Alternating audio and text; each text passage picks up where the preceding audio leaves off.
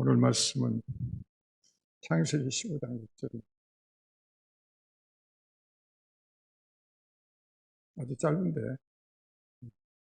같이 한번 공부하실까요? 시작. 아브라함이 여호와를 믿으니 여호와께 이를 그의 의로 여기시고.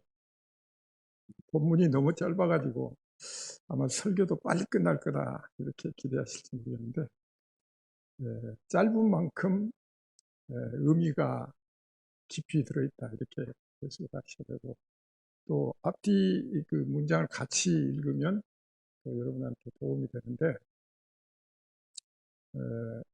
좀 더 이 말씀에 깊이 또 각인하는 그런 입장에서 이제 본문 말씀을 짧게 선정을 했습니다. 오늘 그 말씀의 키워드는 아브라함과 여호와 그리고 믿음과 의입니다. 근데 우리가 보통 신앙생활하는데 가장 문제가 되는 게 뭐죠? 하나님과 인간 관계, 나와 하나님과의 관계가 항상 문제가 되는 거고, 그 다음에 우리가 믿는다고 했을 때 신앙생활에서 가장 핵심되는 건 믿음이죠. 믿음이 어떤가? 근데 그 다음에 하나님께서 이제 의를 행사하시는데, 그 의가 이제 우리의 의인가 하나님의 의인가, 이제 이걸 놓고 항상 갈등을 느끼고 우리가 힘들어하는데, 우선 그 오늘 말씀을 이렇게 잘 보시면 이 하나님이 어떻게 아브라함을 이제 믿음의 조상으로 만들어 가시는가, 이런 관점에서 여러분들이 하나 볼 수 있고, 또 하나는 아브라함이 어떻게 순종해서 하나님의 그 인도하심에 호흡을 맞춰가지고, 그래서 결국은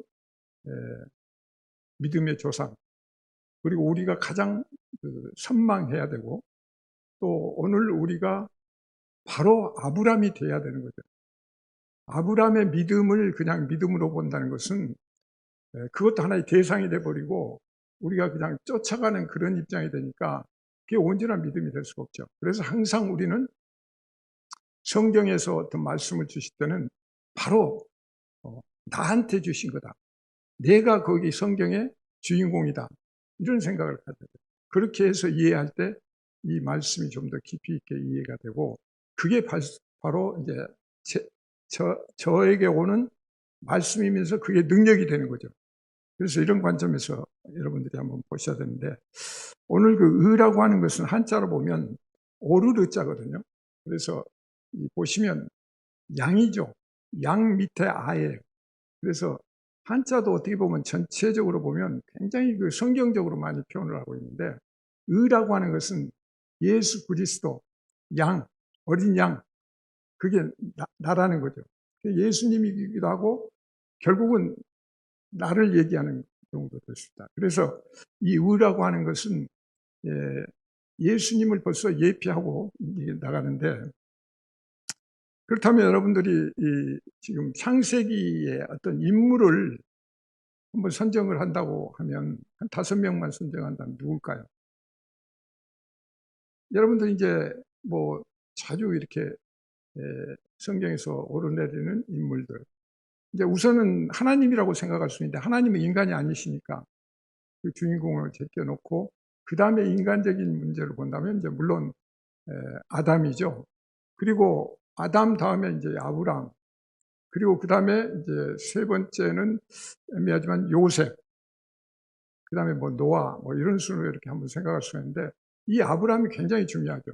그러니까 전에도 말씀드렸지만 이 성경의 그 앞부분이 머리 역할을 하기 때문에 거기에 핵심 메시지가 다 지금 들어있는 거죠. 근데 이 메시지를 여러분들이 깨닫고 뒤에 신약 성경이나 요한계시를 읽게 되면 이게 연결이 되니까, 이게 진리고 이게 불변한 하나님의 그 구상이 여기에 들어있구나 하는 것을 우리가 깨달을 수가 있는 거죠. 그렇기 때문에 총체적인 신앙. 그래서 하나님도 나는 알파와 오메가고 시작과 끝이다, 이렇게 얘기를 하시거든요. 그러니까 그런 관점에서 우리도 성경을 읽고 봐야 된다. 그래서 오늘 지금 이 말씀을 우리가 같이 나눌 때 반드시 나의 스토리다, 내가 지금 아브람이다, 그런 생각을 가지고 보실 때 그 아브라함의 체험이 나의 체험이 되고, 아브라함에 대한 의롭다는 표현이 결국 나에 대한 의롭다는 표현이 되고, 이렇게 해서 믿음과 소위 말하는 의가, 신의라고 그러죠, 우리는.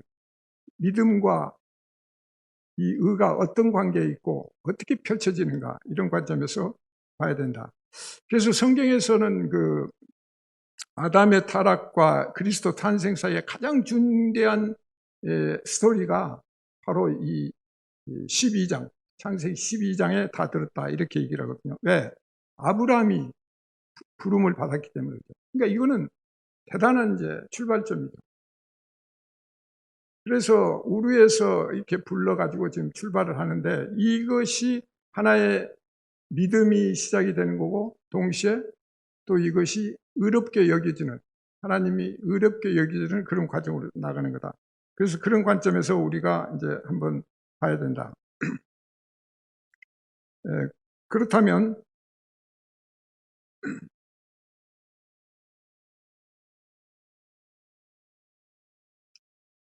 우리가 이 성경에서 하나님이 우리한테 이제 주시는 말씀 중에 어떻게 해서 변화가 되는가? 그러면 우리가 처음에 읽었을 때 하나님께서 주시는 그 메시지가 어떤 거였습니까? 이 아브라함이 모리아산을 간 게, 이게 이제 굉장히 중요한 문제였죠. 그런데 거기에서 아브라함이 굉장히 놀라운 그 믿음의 결과를 보여준 거거든요. 그래서 지난번에 말씀드린 대로 이 부분을 우리가 깊이 있게 이제 알아야 된다. 그래서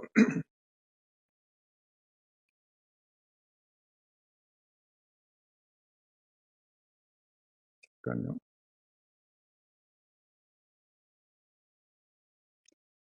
그 믿음을 그렇게 이제 갖는데, 그게 이제 우리가 가져야 될 부분이에요. 근데 아브라함이 그 어떻게 해서, 그러니까 거기에 모리아 산에 이삭을 바치라고 했을 때 그 이삭을 바치는데, 그런데 이걸 다시 돌려받을 것까지도 다 생각을 한 거죠. 그러니까 전혀 그 두려움이나 변화 없이 그냥 거기에 호응을 하고, 그렇게 해서 결국은 그 대화에 어떻게 됐습니까? 이 번제할 어린 양은 어디에 있습니까? 이렇게 했더니 그냥 하나님께서 친히 자기를 위해서 준비하실 거예요. 근데 이게 아주 키포인트거든요.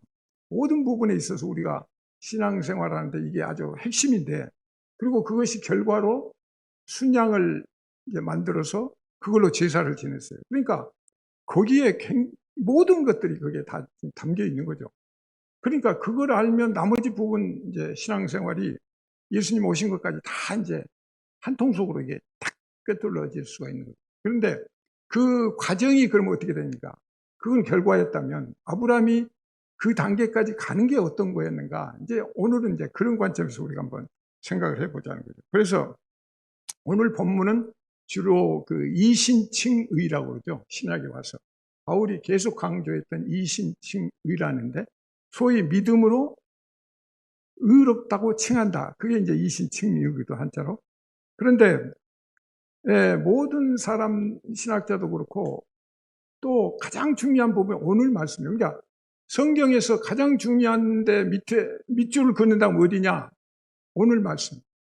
오늘 말씀에 밑줄을 그어야 된다. 되게 이렇게 주장을 하거든요. 그러니까 오늘날 우리가 신앙생활하면서도 가장 지금 핵심되는 문제가 이제 이신칭의 문제다. 그래서 사도 바울도 계속 이 로마서나 갈라디아서에서 이 부분을 많이 다룬 거죠. 그렇기 때문에 구약에서 제일 중요한 언어가 이 문장이 오늘 본문 말씀이다. 왜? 신약에서 그만큼 많이 인용을 하고 그걸 적용하고, 그 다음에 이 말씀이 소위 믿음으로 말미암아 의롭게 여겨지는 이 말씀이 다른 데는 찾아볼 수가 없는 거죠. 구약에서 유일하게 이 아브라함을 통해서 계시를 하셨기 때문에 이 부분을 우리가 이제 같이 깨닫고 가야 된다. 그래서 여러분도 성경을 읽을 때 줄을 긋는다면 오늘 본문 말씀에 이제 줄을 긋는다, 이렇게 생각을 한다. 그래서 바울은 그 모세나 다윗이나 뭐 말라기나 이런 사람들을 주로 내세운 게 아니라 아브라함, 믿음의 조상 아브라함에 대해서 계속 얘기를 하고 문제를 제기를 했습니다. 그래서 로마서 4장 3절이나 9장 22절, 23절, 그리고 갈라디아서, 그리고 야고보서 막 계속 이렇게 얘기를 하고 있거든요. 근데 이제 오늘 신의가 왜 중요하느냐?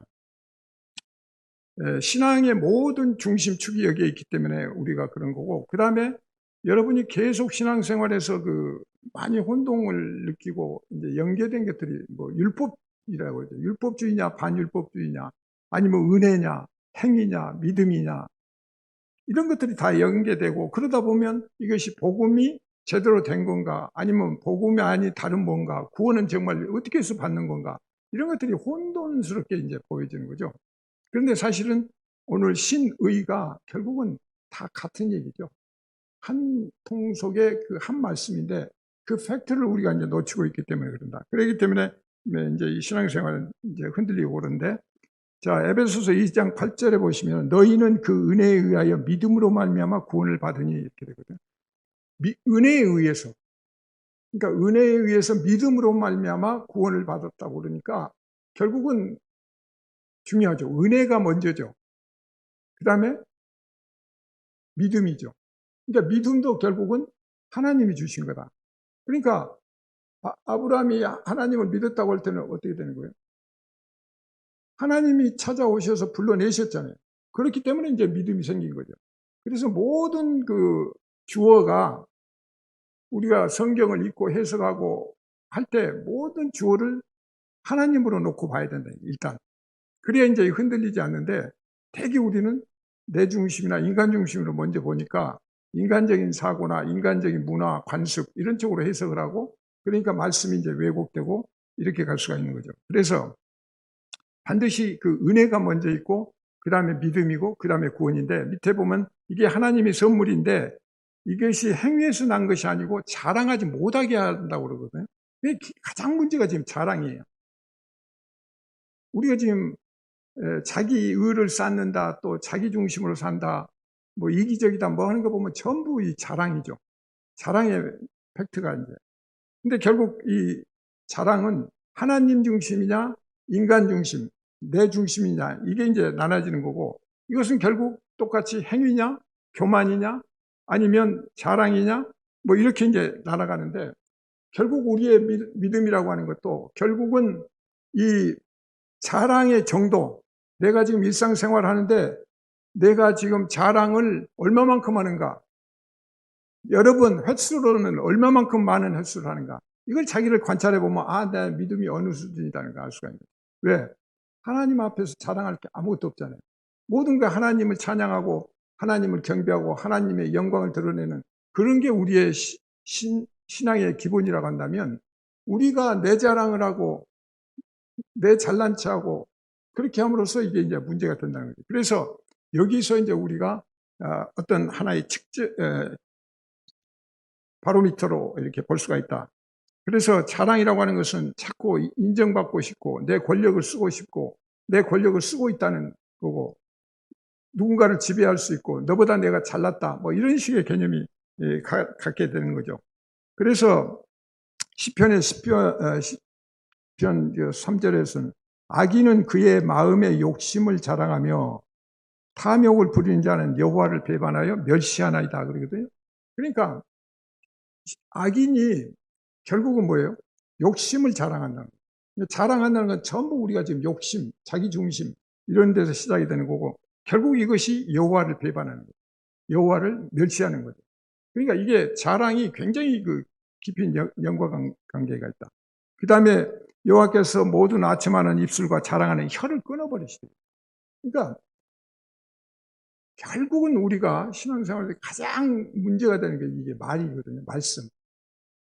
그러니까 우리가 하나님 말씀을 왜곡하고, 창세기 3장 1절부터 시작되는 그 배움과의 관계에서 계속 하나님의 말씀을 왜곡하고 변질시키고 뜻을 왜곡해버린 거죠.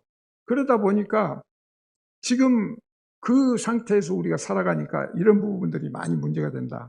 그래서 잠언서도 보면은 많은 사람이 각기 자기의 인자함을 자랑하고, 그다음에 충성된 자를 누가 만날 수 있어요? 그러니까 자기를 자랑하면 충성된 하나님께 충성하는 사람을 만날 수가 없다는 거예요. 그러니까 결국은 이 자랑의 문제가 굉장히 주요 포인트로 우리가 관심을 가져야 된다. 그래서 시편 20편 7절에 보면 어떤 사람은 병거, 어떤 사람은 말을 의지하는데 우리는 하나님 여호와 이름을 자랑한다, 이렇게 얘기를 하거든요. 그러니까 항상 종일토록 하나님 이름을 자랑한다. 이게 이제 우리의 기본적인 신앙의 삶의 틀이 돼야 되는 거죠. 그래서 이 국가 간에도 이제 결국은 이 자랑의 문제가 있어서 이사야서 13장 19절에 보면 열국의 영광이요 갈대아 사람의 자랑하는 놀이개가 된 바빌론이 하나님께 멸망당한 소돔과 고모라 같이 되리니, 소돔과 고모라 같이 되리니 이렇게 얘기를 하시거든요. 그래서 결국은 이런 과정을 보면 우리가 아브라함이 모리아산에서 그 믿음을 보증하고 그 다음에 믿음을 고백하고 그걸 또 실천적으로 증명한 거잖아요. 그러니까 하나님을 믿는 그 굳건한 믿음이 아들 이삭을 바치라고 할 때 조금도 흔들림 없이, 고민하는 흔적도 없이 아침 일찍 일어나서 3일이나 걸리는 거리를 걸어서 그렇게 가지고 모리아산에 가는데, 모리아산 올라가기 전에 그 종들한테 그러잖아요. 이따 갔다 우리 같이 올 거다, 이렇게 얘기를 하잖아요. 그러니까 이미 그때도 이 이삭이 제물로는 바쳐진다 하더라도 하나님이 어떻게든지 책임지고 살리실 거다, 이런 얘기를 생각을 한 거죠. 그러니까 믿음이 우리가 거기까지 가야 됩니다. 그러니까 어떤 경우든지 우리는 거기까지 생각을 해요. 그러니까 우리가 부활할 것이다, 이미 부활한 존재다, 이렇게 생각을 해야 신앙생활이 자유롭고 할 수 있는데, 조금 보면 아이고 죽음이 두렵고 공포스럽고 그 다음에 정말 천국이 있을까 없을까, 또 하나님이 계실까 안 계실까, 막 이렇게 돼버리면 이게 이제 온전한 신앙이 안 되는 거죠. 그래서 이 모리아산 올라갈 때도 잘 보시면 아브라함은 어떻게 됐어요? 하나님께서 가라, 그러니까 그냥 간 거예요. 그 다음에 결국 부활을 믿게 된 거고, 또 희생 제물도 그 어린 양을 하나님이 친히 준비하신다는 것까지 고백하고, 또 실제 그 순양을 준비하셨다. 근데 그 순양을 준비했는데 왜 어린 양이 아닌가, 이 부분을 지난번에 말씀드렸죠. 왜 어린 양이 아닌가? 어린 양을 준비하고 어린 양을 했어야 되는데 안 했단 말이에요. 그러니까 결국은 어린 양의 아버지, 소위 하나님, 그러니까 하나님이 결국은 죽는다는 얘기가 되죠. 그 제사, 그러니까 제사를 사실은 우리가 할 필요가 없다는 얘기가 거기에 스며든 거죠. 근데 이 전체를 보면 이제 나머지 구약의 중간에 있었던 일들은 정말 쓸데없는 혼란으로 우리가 지나왔다는 것을 이제 알 수가 있는데, 이런 부분을 같이 한번 생각하면서 아브라함은 이제 전혀 개의치 않고 이신칭의 그 믿음으로 결국은 이삭을 죽일 수 있는 그 행동까지도 갔다. 그러지만 하나님은 거기서 스톱을 하고 이제 이렇게 진행이 되는데, 결국 이런 그 믿음의 어떤 형태가 결국 우리의 믿음이 돼야 된다. 나의 믿음이 돼야 된다.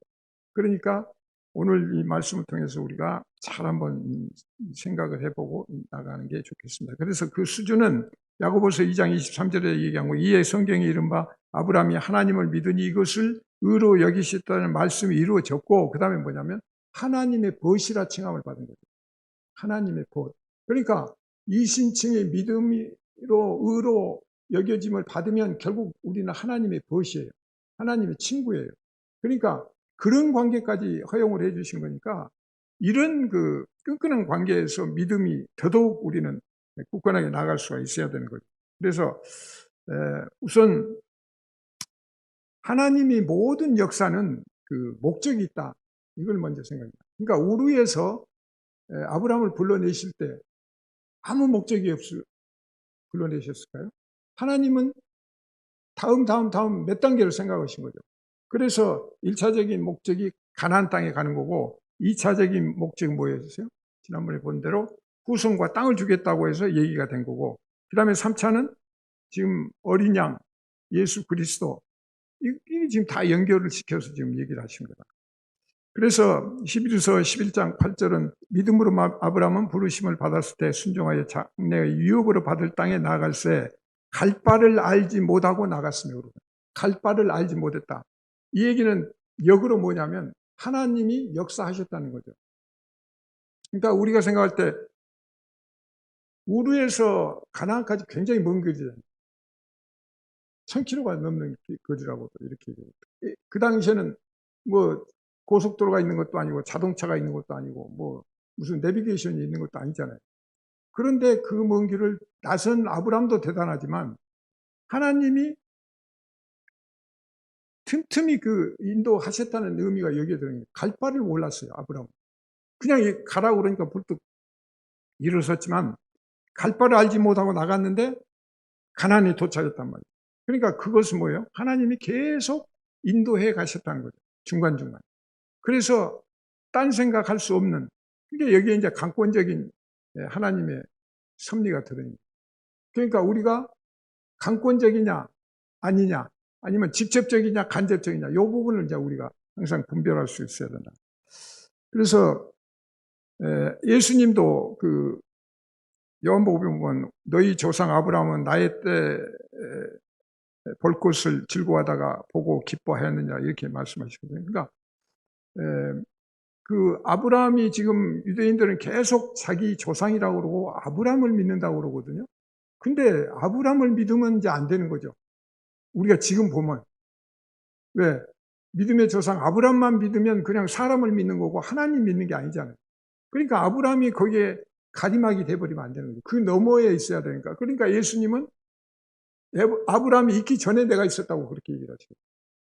그러니까 성경에서는 뭔가 지금 예수 그리스도를 지금 설명하기 위해서 그냥 이거 하나님 영이신데 예수 그리스도에 설명을 못 알아먹으니까 그래서 다윗의 후손으로 갈 거야 이렇게 암시를 주고 그 유다 족속을 통해서 이렇게 이제 혈통적으로 얘기를 하시는데 결국 마찬가지다. 그래서 이 부분을 우리가 이제 항상 직접 통치냐 간접 통치냐, 하나님은 어떤 때는 정말 쓸 때는 직접적인 통치를 하시는 거예요. 그래서 베드로 같은 경우도 여러분이 보시면 베드로가 제자로 따라다닐 때는 그냥 수제자로 열심히 따라다니겠지만 어떤 때는 야 사탄아 뒤로 가 물러가 막 이렇게 핏잔을 들을 수 있는 그런 정도였지만 제대로 된 게 뭐였어요? 예수님 부활하시고 나타나서 만나서 고기 굽고 이렇게 하시면서 뭐였어요? 너는 나를 사랑하느냐? 그렇게 해서 3번 물으시잖아요. 그리고 그 다음에 하신 말씀이 뭐예요? 너는 젊었을 때는 네가 띠뛰고 네 원하는 데로 다녔는데 늙어서는 남이 팔 벌리면 남이 네 띠뛰고 네가 원치 않는 곳으로 갈 거다. 그 말씀 뭐냐면 하나님이 이제 직접 그때부터는 핸들링하고 직접 통치하겠다는 얘기. 그러니까 이 부분을 이제 우리가 구별을 해야 됩니다. 그래서 우리는 지금 이 시대를 살면서 성경을 통해서 우리가 간접적인 통치를 받고 또 때로는 기도를 통해서 직접 메시지를 받기도 하지만 그거 가지고 너무 이렇게 왈가왈부할 필요는 없다 이렇게 전할 수 있습니다. 자, 그래서 이 예수님에 대한 이 구약의 증언, 이건 이제 우리가 이제 굉장히 중요시 해야 하는데 구약 성경에는 적어도 약 800개의 그 언어 예언 약속이 들어있다고 그러고 또 신약 성경에 한 200개 정도 있네요. 이게 전체에 약 1000개 정도의 그 예언이 들어있다는 거죠. 그런데 그 예언적인 것들이 그 중에서 약 333개 정도가 완전히 예수 그리스도를 예표하는 거다. 그러니까 우리가 어떤 성경에서 하나의 예언만 맞는다 해도 이건 대단한 건데 2개만 예언이 맞는다 해도 대단한 거거든요. 근데 보통 일반 학자에서 한 4, 50개라고 얘기를 해요. 딱 눈에 붉어지게 얘기해요. 그러면 4, 50개 확률을 따지는데도 막 공을 막 수억 개, 수조까지 쳐야 돼요. 그래야 그게 이루어질 수 있는 확률이거든요. 근데 그게 다 이루어졌단 말이에요. 거기가. 예수님 오심으로써. 그렇기 때문에 우리가 그걸 통해서도 믿음을 확실하게 가져야 됩니다. 이사야서 28장 16절, 17절에 보면 그러므로 주 여호와께서 이같이 이르시되 보라 내가 한 돌을 시온에 두어 기초를 삼았노니 그 곧 시험한 돌이요 귀하고 견고한 기초돌이라. 기초돌이라. 이게 예수님 얘기하는 거죠. 그래서 그것을 믿는 이는 다급하게 되지 아니하리라. 나는 정의의 측량줄로 삼고 공의를 저울주로 삼으니.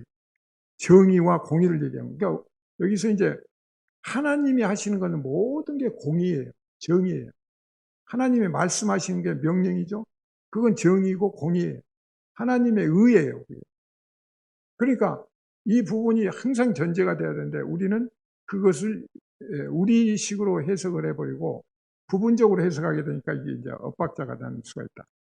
그렇기 때문에 우리가 의를 얘기할 때는 반드시 공의, 정의 이 부분을 우리가 생각을 해야 한다. 근데 오늘날 이제 교회에서도 이렇게 설교하다 보면 이 공의 부분에 대해서 별로 얘기를 안 하죠. 공의로 가면 뭐예요? 심판이잖아요. 진노. 그러니까 순종이 안 되면 그렇게 가는 건데 그런 부분을 이제 별로 강조를 안 하다 보니까 자꾸 이렇게 기복적인 쪽으로 생각을 하고 그러다 보니까 그냥 무사 안일해지고 또 조금 잘못해도 아이 뭐 용서해 주시겠지 막 이런 식으로 가버리니까 이게 정말 위태위태할 수가 있는.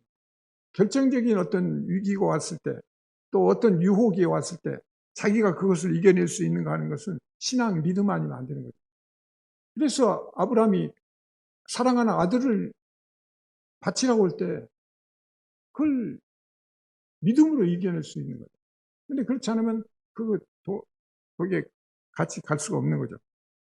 그래서 우리가 이 부분을 좀 중심을 가지고 보면서 하나님께서 어떻든 찾아오시는 하나님이다. 이거를 항상 또 생각을 해야 한다. 그러니까 우루에 하나님께서 찾아오셔서 불러내신 거잖아요. 그런데 오늘 지금 말씀도 결국은 찾아오셔서 주신 말씀이거든요. 그러니까 항상 기독교의 그 신앙이 유일한 신앙이라고 할 수 있는 것은 이 하나님이 찾아오신 것 때문에 그래요. 근데 세상 다른 많은 종교들은 전부 인간이 생각해가지고 인간이 지금 하나님을 찾아간다고 지금 이렇게 가기 때문에 이게 지금 못 찾고 제대로 길을 모르는 거죠.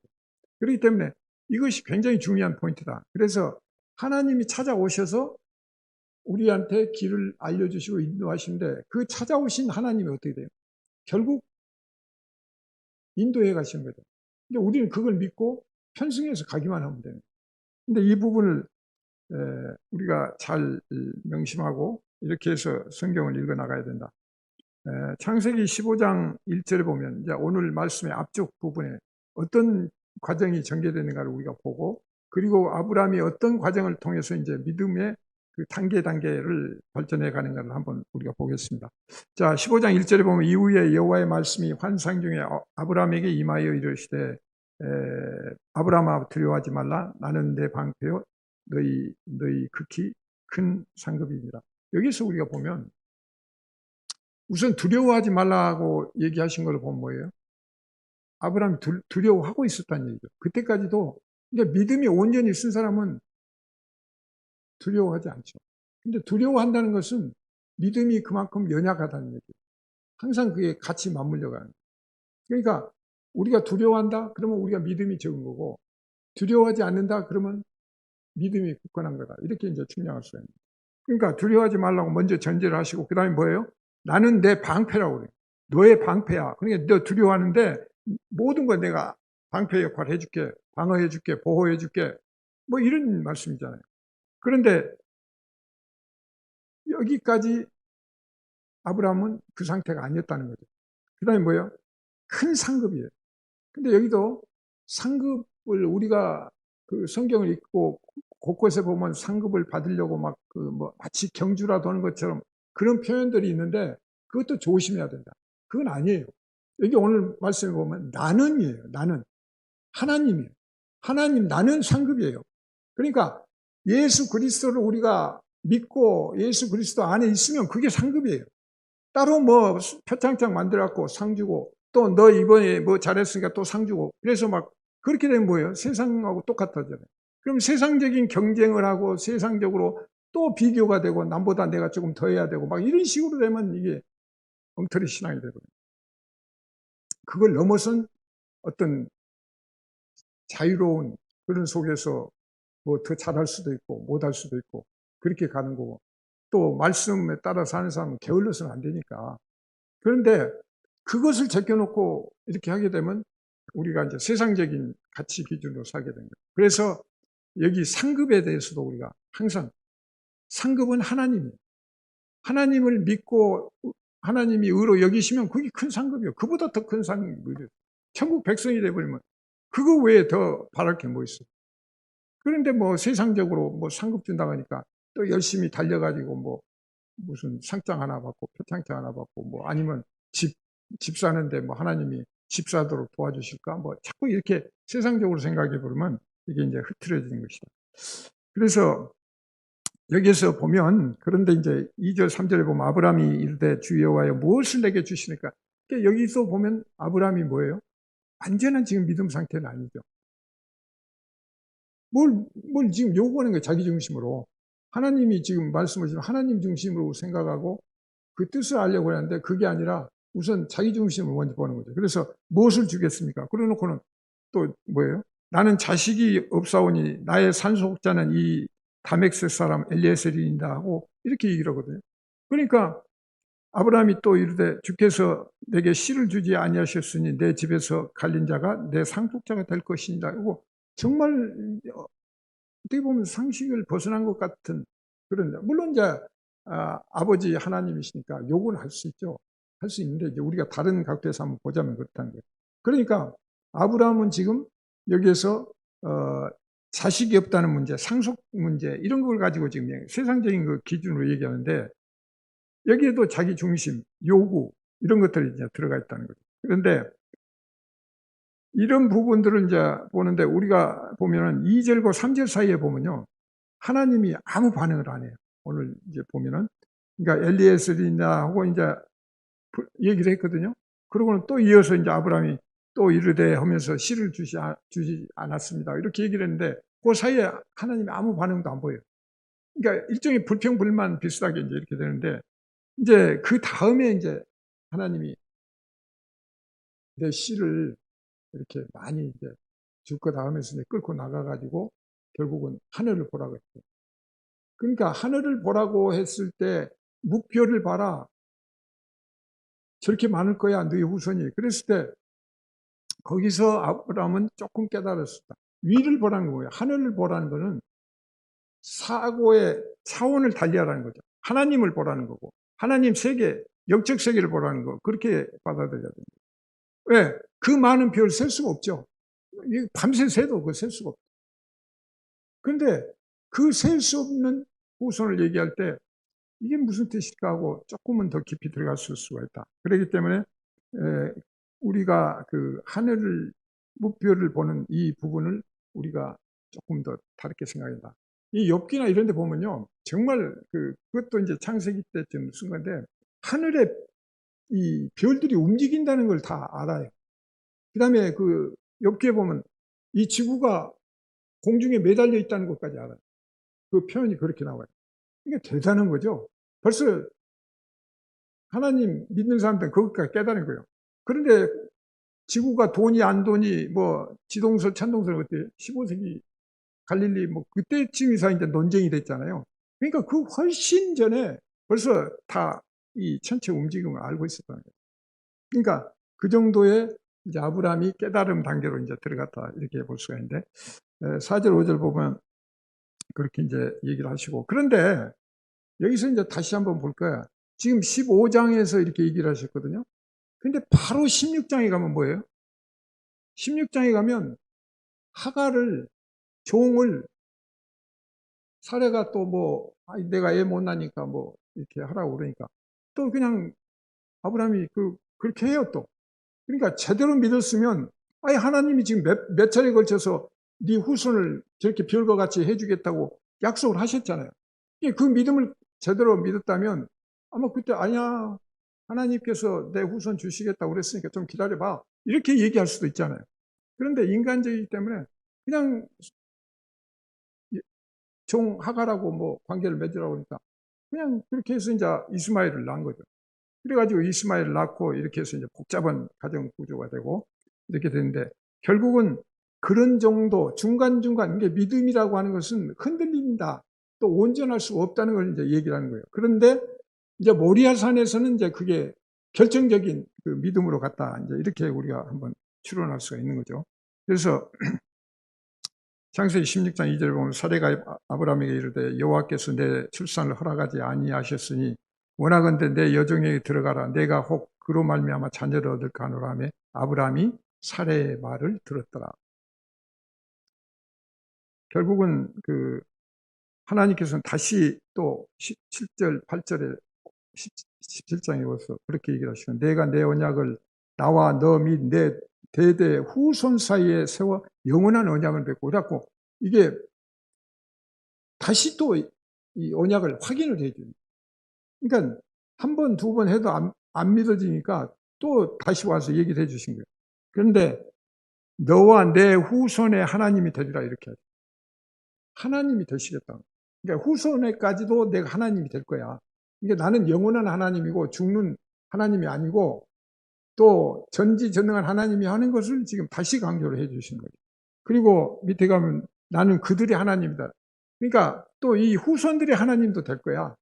이제 이렇게까지 얘기를 해 주시거든요. 그래서 아브라함이 온전한 믿음에 가는 단계가 한 10년 걸렸어요. 그러니까 혹시 여러분들이 신앙생활에서 나 믿음이 약하니 뭐니 이렇게 고민하신 것보다는 성경을 더 깊이 파고 뜻을 알면 그게 믿음이에요. 그거 하나님 아는 거잖아요. 결국은 믿는다고 하는 것은 하나님을 아는 거거든요. 하나님을 얼마만큼 아느냐에 따라서 그 믿음이 성숙되는 거지, 하나님을 모르고 어떻게 믿습니까? 우리가 믿는 건 하나님이잖아요.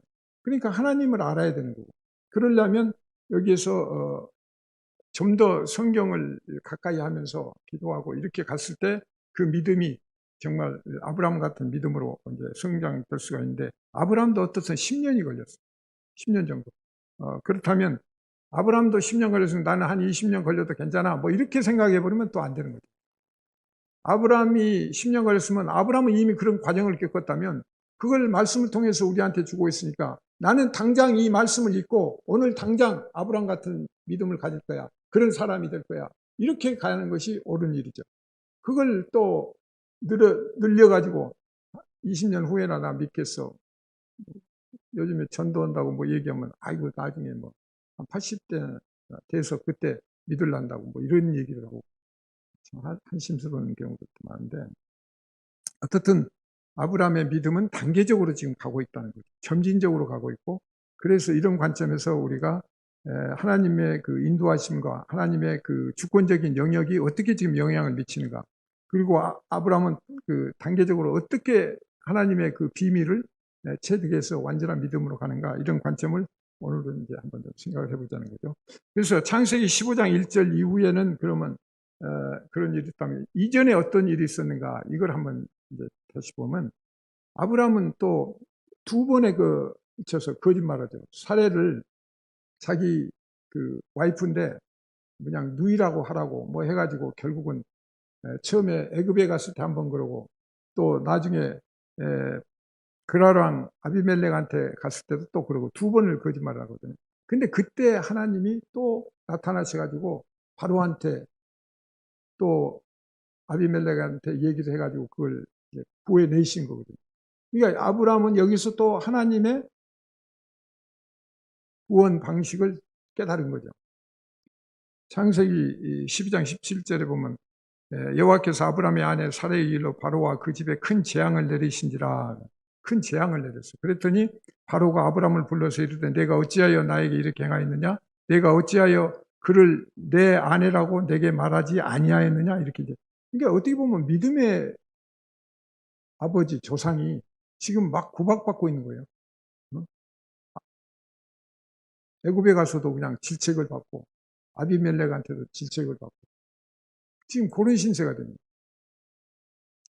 그리고 20장 3절에는 보면 그 밤에 하나님이 아비멜렉에게 현몽하시고 이제 여기 우리가 또 한번 잘 봐야 될 부분입니다. 그에게 이르시되 내가 데려간 이 여인으로 말미암아 내가 죽으리니 그는 남편이 있는 여자임이라. 그렇게 하나님이 꿈에 나타나셔가지고 그냥 강권적으로 지금 얘기를 하시고, 아비멜렉이 그 연희를 기꺼이 하지 아니하였으므로 그가 대답하되 주여 주께서 의로운 백성도 멸하시나이까? 의로운, 그러니까 아비멜렉이 생각한 의는 뭐예요? 다른 여자를 불러다가 놓고 가까이 하지 않았다. 그러니까 그게 의다고 생각하죠. 세상적인 의죠. 그러니까 하나님의 의와 공의와 세상적인 의는 구별할 수 있어요.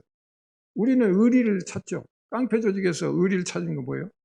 깡패 두목 얘기를 잘 따르면 그게 의리가 있는 거죠.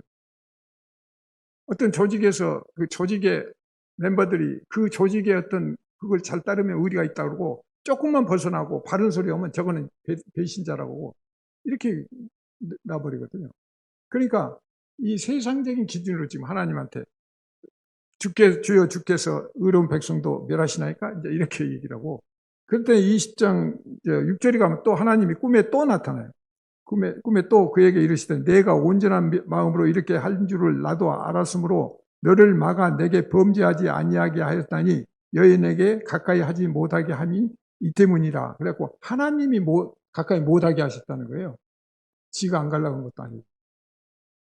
7절에 보면 이제 그 사람의 아내를 돌려보내라. 그는 선지자라.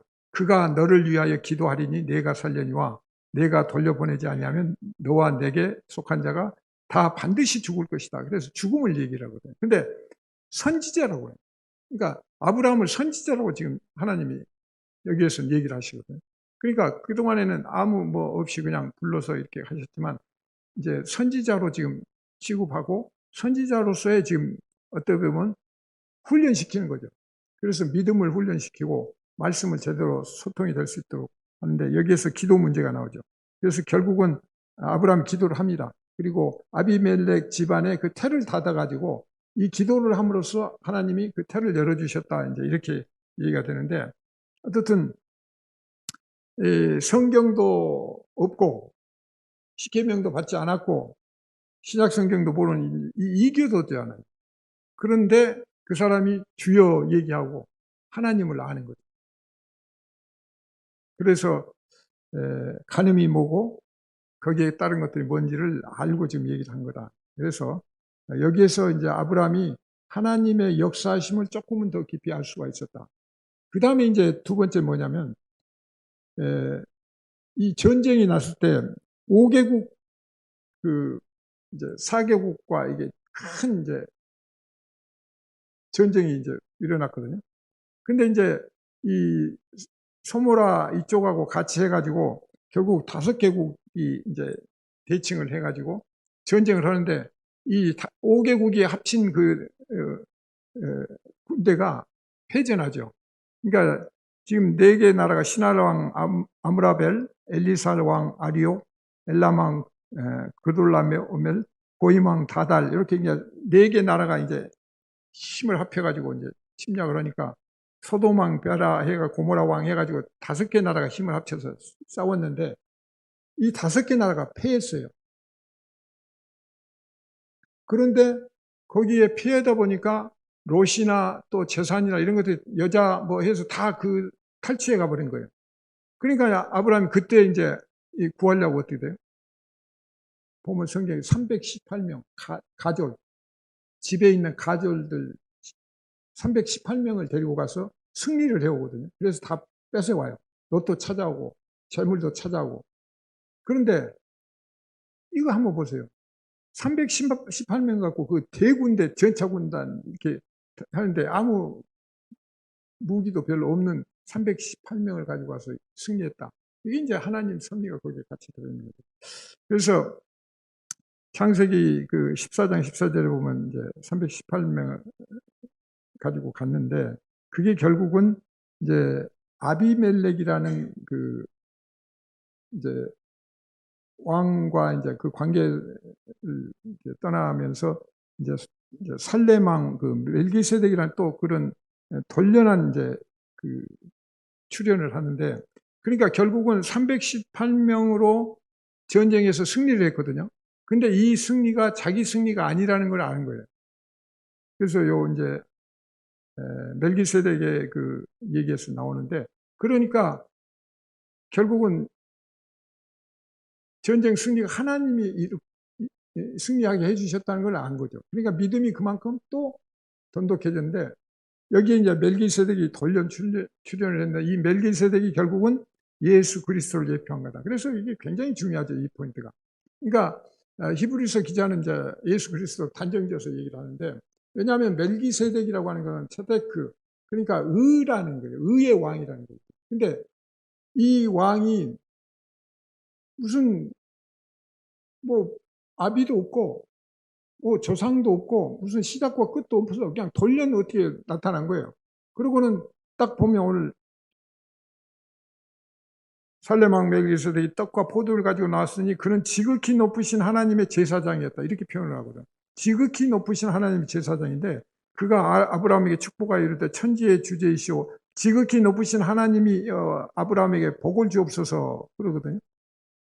그리고 밑에 보면 너희 대적을 내 손에 붙인, 그러니까 아까 318명으로 이겼잖아요. 근데 그게 하나님이 지금 이기신 거야. 그 얘기를 지금 하는 거죠. 그래서 너희 대적을 내 손에 붙이신 지극히 높으신 하나님을 찬송하라.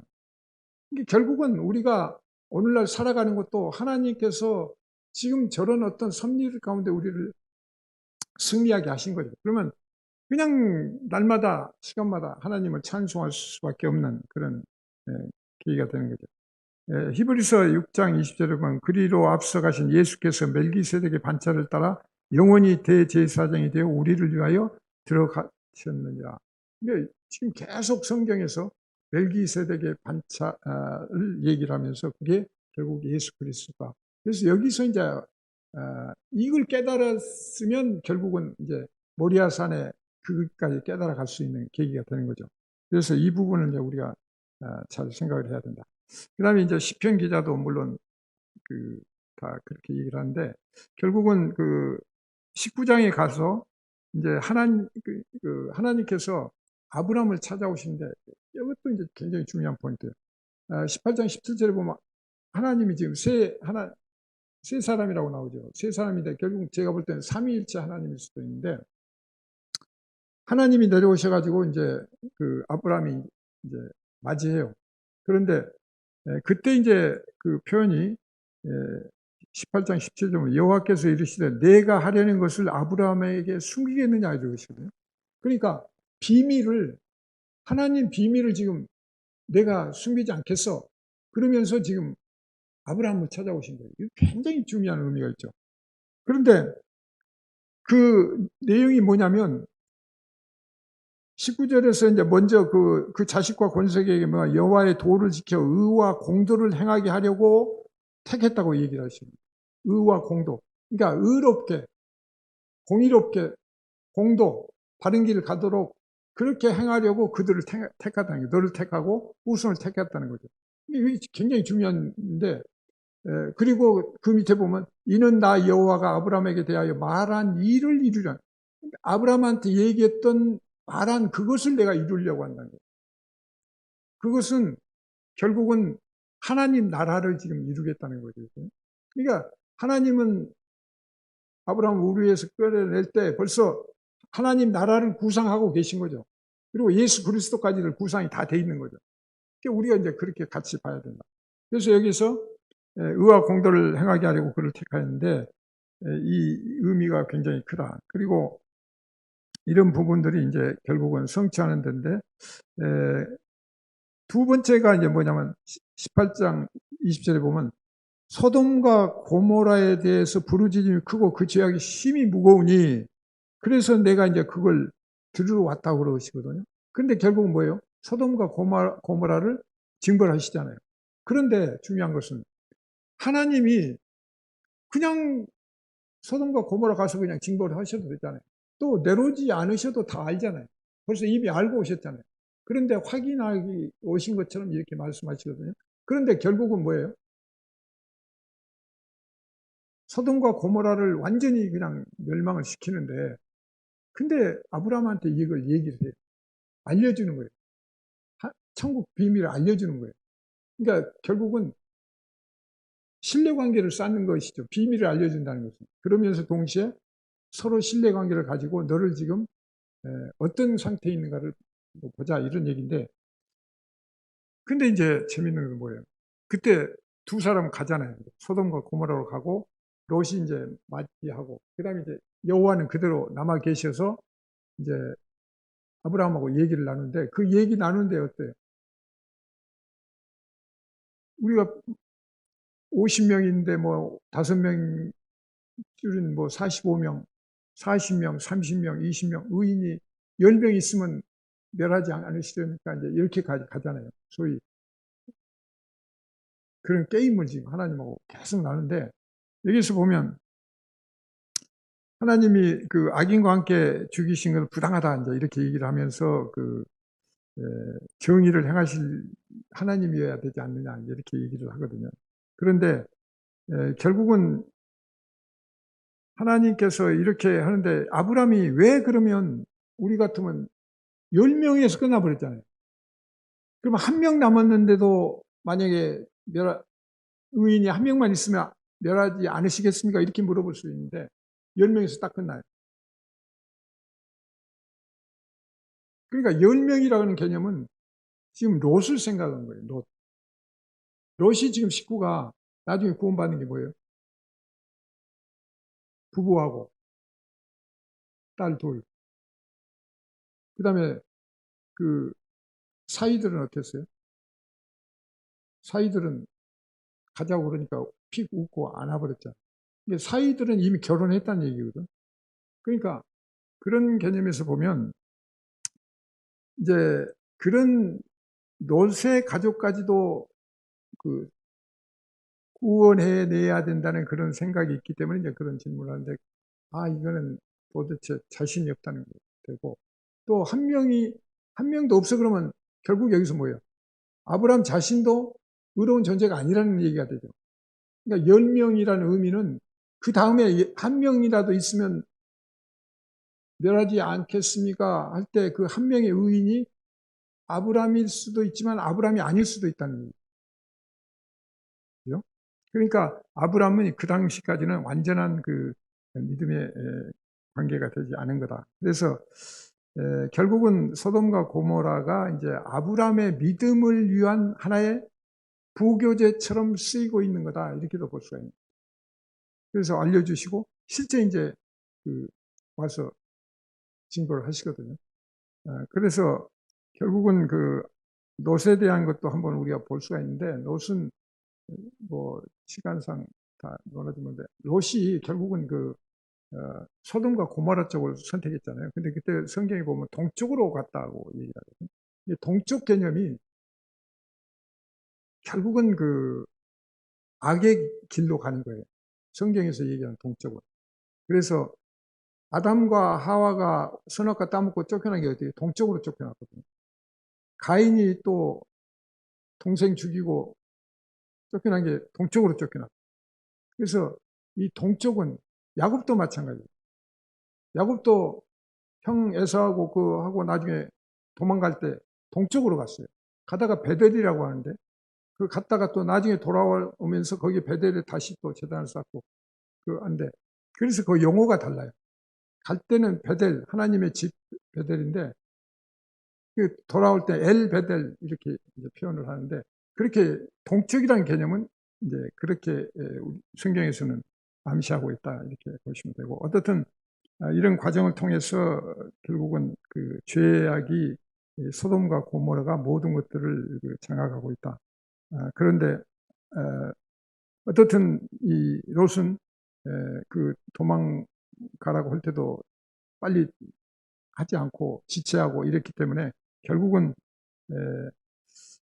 이 신뢰, 롯도 믿음이 이제 제대로 되어 있지 않았다, 이렇게 볼 수가 있습니다. 그러나 이제 베드로후서 2장 6절 7절에서는 그 롯에 대해서도 의로운 롯이라고, 고통당하는 의로운 롯을 건지셨으니 이렇게 좋은 쪽으로 표현을 하고 있는데, 어떻든 그 중에서도 조금 지키려고 했던 그 점을 하는데, 결국은 뭐예요?